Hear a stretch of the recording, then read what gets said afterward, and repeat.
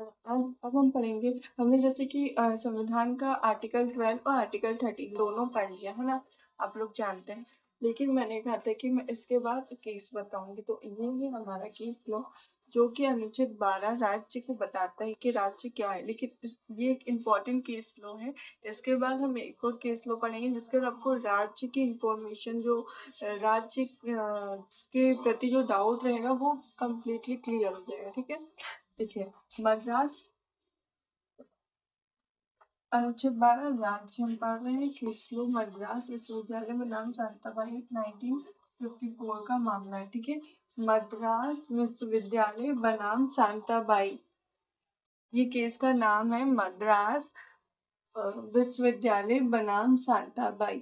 ठीक है, जिसमें भारतीय संविधान के अनुच्छेद 12 के तहत राज्य की परिभाषा से संबंधित एक ऐतिहासिक, इसे हम अनुच्छेद 12 के तहत एक ऐतिहासिक केस मानते हैं, और ये बहुत महत्वपूर्ण है।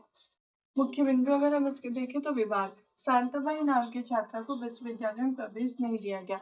इसमें विवाद क्या था कि एक शांताबाई नाम की छात्रा थी, जिन्हें ये विश्वविद्यालय में प्रवेश नहीं दिया गया था। क्यों नहीं दिया गया था? देखो, उन्होंने इसे अपने मूल अधिकारों, मतलब कि जब इन्हें विश्वविद्यालय में प्रवेश नहीं दिया गया तो इन्होंने कहा कि ये मेरे मूल अधिकारों का क्या हो रहा है, उल्लंघन हो रहा है। अनुच्छेद 15 भेदभाव के विरुद्ध अधिकार का उल्लंघन बताते हुए कोर्ट का इन्होंने दरवाजा खटखटाया। तो कोर्ट ने क्या निर्णय दिया, अब देखते हैं। मद्रास उच्च न्यायालय ने फैसला सुनाया कि मद्रास विश्वविद्यालय राज्य नहीं है। जो न्यायालय था, उन्होंने यह निर्णय दिया कि मद्रास विश्वविद्यालय एक राज्य नहीं है। ठीक है, अब ये केस खत्म नहीं होता है, इसके बाद जो दूसरा केस है उससे हमें समझ में आएगा कि इसके बाद जो एक और केस है उसमें उन्होंने कहा कि ये राज्य है। ठीक है, उसको समझने के लिए हम दूसरा केस देखते हैं। तो अब हम देखेंगे, मैंने बोला कि हम आगे का केस देखते हैं। ठीक है, तो अब हम आगे दो केस देखेंगे, उन दोनों केस में हमें पता चल जाएगा कि न्यायालय ने किसको राज्य मानने के लिए बताया है। ठीक है, तो देखो आगे चलकर विद्युत बोर्ड राजस्थान बनाम मोहनलाल, एक केस उन्होंने बताया विद्युत बोर्ड राजस्थान बनाम मोहनलाल 1967। दूसरा बताया R D sorry R D. Shetty बनाम इंटरनेशनल एयरपोर्ट अथॉरिटी 1976। ठीक है, इन्होंने दो हमें केस बताए। इन दोनों केस में जो हमने शांताबाई का मामला पढ़ा था उसे कैंसिल कर, मतलब उनका जो निर्णय था उसे हटा दिया।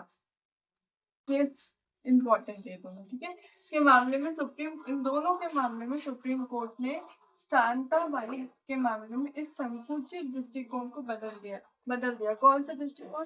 उन्होंने कहा था कि जो विश्वविद्यालय है उसे हम राज्य नहीं मानेंगे, लेकिन अब यहाँ पर इन्होंने सुप्रीम कोर्ट ने अपना जो दृष्टिकोण था उसे बदल दिया, अपना निर्णय बदल दिया।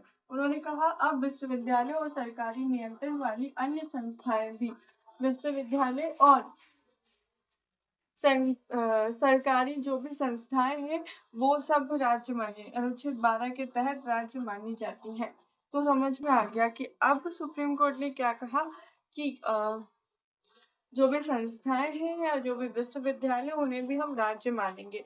मतलब अनुच्छेद 12 सिंपल से राज्य की बात कर रहा है, राज्य की परिभाषा, और हमने राज्य की परिभाषा आगे दूसरी वीडियो में देख लिया। अभी हमने क्या देखा, केस लो में हमने शांताबाई का केस लो देखा, जिसमें हमें क्या बोला गया था कि जो भी विश्वविद्यालय वो राज्य में नहीं माना जाएगा। ठीक है, लेकिन अब ये जो दो केस लो हैं, इनको एक है विद्युत बोर्ड राजस्थान बनाम मोहनलाल और दूसरा है आर.डी. सेट्टी बनाम इंटरनेशनल एयरपोर्ट अथॉरिटी, ये दोनों ही केस में सुप्रीम कोर्ट ने कहा कि विश्वविद्यालय और सरकारी संस्थाएं जो भी हैं उन्हें राज्य माना जाएगा।